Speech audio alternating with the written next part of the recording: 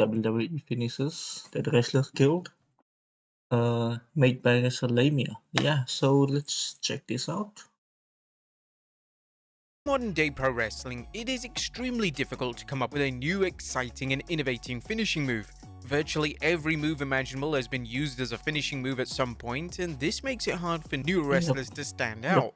It's also a major issue that moves that may have been iconic and protected 2 decades ago are now seen as transitional moves. This means that if a new wrestler was to introduce that specific move as their finisher, the fan base would have a difficult time in accepting that move as a legitimate, Makes credible sense. finishing move. Join us now as WrestleMania looks at 10 iconic finishers that wouldn't get over today. Be sure to subscribe and hit that notification bell for daily wrestling videos and follow us on Facebook for exclusive lists. Also check out our new website, WrestleMania.com. Number 10. The Sleeper Hold. The Sleeper Hold is one of the most You can also check out my Facebook, Instagram, Twitter, and all those things. Yeah. well-known submission moves in pro wrestling. The hold was used by legendary Rowdy Roddy Piper as a finisher, and there have been a number of variations of the move used as a finisher over the years. Well, Piper is probably the wrestler most associated with the move, maybe him and Ted DiBiase. In modern day WWE, the move is often used as a basic submission hold in a match and is even used as a standard rest hold, so the wrestlers can catch their breath and even communicate when it comes to upcoming spots. If a wrestler was to reintroduce a move as a finisher today, it'll be extremely hard for fans to invest in the move as the repetition of the move has been butchered over the past 2 decades. Notably, Dolph Ziggler attempted to introduce the move as a secondary finisher around a decade ago, but it sadly struggled to get over, and it wasn't before long that Ziggler retired the move as a finisher.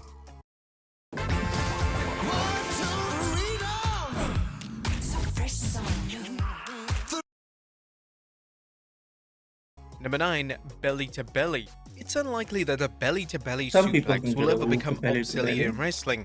The move looks good and is considered relatively safe. However, a wrestler using the move as a primary finisher ever again would be a daring task.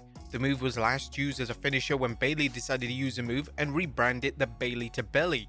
Her version was perfect for her character, but she quickly realized that when she changed gimmicks, the move didn't really work well as a standout finishing move when portraying any other character outside of the hugger.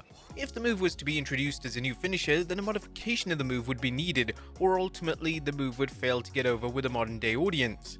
Number 8. KO Punch. When the Big Show introduced the KO Punch as a finishing move, it was a bold yet smart choice for the former champion. It goes without saying that a 7-foot-tall, almost 500-pound man punching an opponent is a surefire way to win a match and obtain credibility. But the problem is that the move simply wouldn't work for anyone else. There are obvious question marks surrounding how the move is even legal in WWE, as it depends on WWE's stance on closed fists when it comes to punches. Due to punches being a very standard part of any modern WWE match, if the move was used as a finisher by a new wrestler, fans would have no idea it was a finishing move. It took some time for fans to accept the move as Big Show's new finisher, and it had to be presented and protected with care and diligence.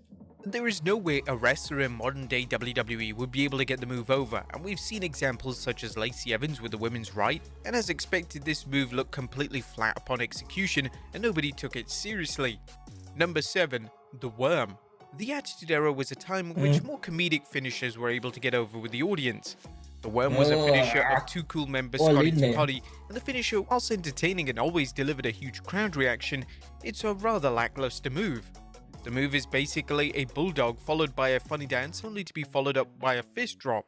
The move was perfect for the respective time, and we saw when Scotty used the move in the Ruthless Aggression era that fans weren't as keen on the infamous move. If that move was used as a finisher for a wrestler today, then it would have to be solely presented as a comedic move and nothing else.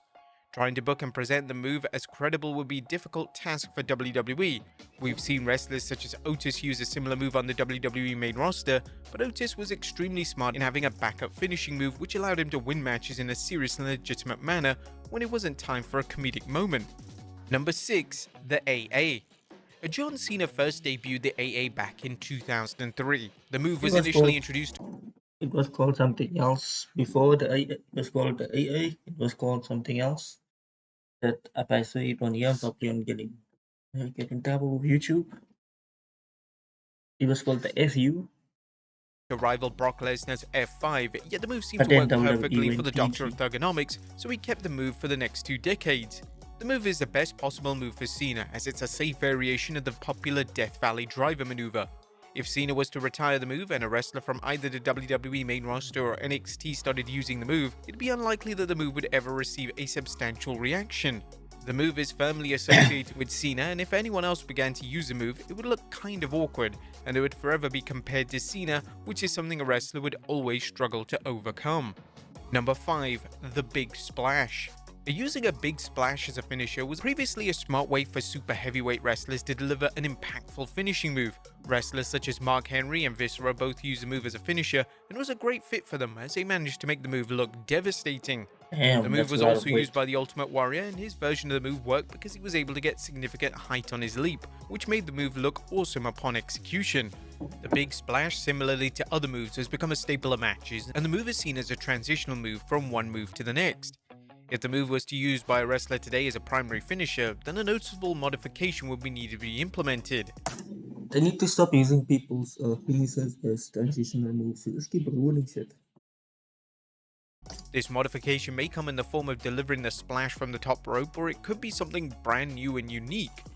Without this modification, the move would struggle to receive a reaction, as the fans would be left underwhelmed and very dissatisfied. Number 4. The Figure 4 Leg Lock. In terms of famous finishing moves, the Figure 4 Leg Lock is no doubt one of the most celebrated and widely known submission-based finishers. The move is mostly associated with the Nature Boy Ric Flair, and Flair has won countless titles with the trademark move. WWE have had a difficult time in giving the move to anyone else, as fans just seem to reject the notion of someone outside of Flair delivering the move. When Flair passed the move on to The Miz, fans loathed the idea, and it didn't help that The Miz's execution of the move was incredibly clumsy. WWE would even attempt to give Flair's own daughter Charlotte Flair the move, and Charlotte made the sensible choice of offering a modification and variation of the move, as her finisher is appropriately named the Figure 8, and it sees Charlotte push up into a bridge for extra leverage. This has managed to work, and the move is seen as one of Charlotte's more superior moves, and this is predominantly down to Charlotte's unique and memorable approach. Number 3. The Leg Drop. Hulk Hogan is a man who made the leg Always hated this move. I don't understand how this is even a finishing move for anyone. drop one of the most protected finishing moves of all time. Hogan's Ah, leg drop, whilst basic as a finisher, was given credibility thanks to years upon WWE protecting the move.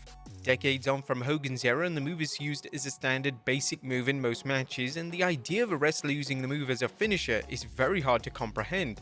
Unfortunately for fans of the dreaded leg drop, the move is just too basic to be a modern day finishing move, and whilst what the move the may fuck work was if a that? super heavyweight was delivering it as a finisher, it would still be a tough task to ask fans to accept and react positively to the move being delivered. Number 2. The People's Elbow. Now, it's hard to imagine anyone other than The Rock delivering the People's Elbow. The People's Elbow was truly a move that only The It's Rock not would have that been able to get impressive as a over, as the finisher. Great One delivered what was in essence an elbow drop with so much charisma and aura that it was somehow presented as one of the most legitimate moves in the company. A move such as the People's Elbow would never work in today's WWE, as fans dissect the logic of the move within seconds, and even if a wrestler tried to replicate the style of move, it wouldn't be too long before the live audience began to boo the move. When The Rock has made sporadic appearances over the past decade, he has still used the move, and for the most part, fans have been okay with it, but the sheer idea of a wrestler taking a similar approach to their finishing move is something that fans simply aren't clamoring for. And number 1, Sweet Chin Music. One of the most Mm-hmm. overused moves in modern wrestling. Yep, yep. They just this is a prime example of ruining a finisher. They just went overboard like for no reason. Is the super kick.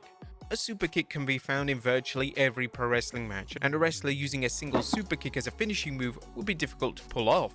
Shawn Michaels is mostly known for introducing his version of the super kick to WWE, as his version was known as Sweet Chin Music, and if HBK debuted today, he would struggle to get the move over because everyone on the roster uses his finisher. The only way a wrestler in a top company such as WWE might be able to get over the move as a finisher is if a blanket ban is issued on super kicks. If super kicks are then exclusively kept for finishing moves only, then a wrestler may have a small chance of restoring the infamous move back to its former glory. But there you have it, folks. 10 iconic Yep, they do ruin a lot of moves. First, WWE machine 10. Okay. The wrestlers refuse to adopt their champions.